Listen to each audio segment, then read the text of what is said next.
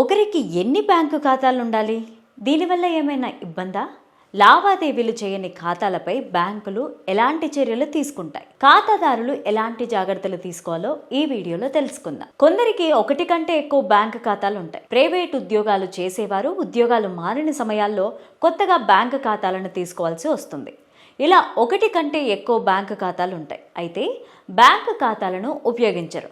2 లేదా 3 బ్యాంకు ఖాతాలను రెగ్యులర్గా మెయింటైన్ చేస్తుంటారు. అయితే ఖాతాను ప్రారంభించి అసలు సరైన నగదు నిల్వ లేకపోతే ఆ ఖాతాను ఏం చేస్తారు? ఈ ఖాతాలు ఓపెన్ చేసిన ఖాతాదారుడికి ఫైన్ విధిస్తారా? ఖాతాను రద్దు చేస్తారా?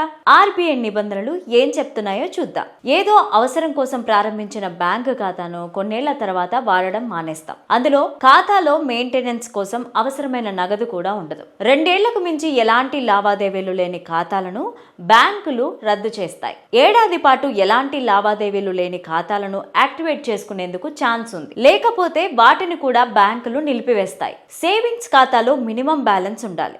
అలా లేని బ్యాంకు ఖాతాలు కూడా రద్దవుతాయి. మరోవైపు ఒకటి కంటే ఎక్కువ బ్యాంకు ఖాతాలున్నా ఇబ్బంది లేదు. అయితే ఈ ఖాతాల్లో మినిమం బ్యాలెన్స్ ని మెయింటైన్ చేయాల్సి ఉంటుంది.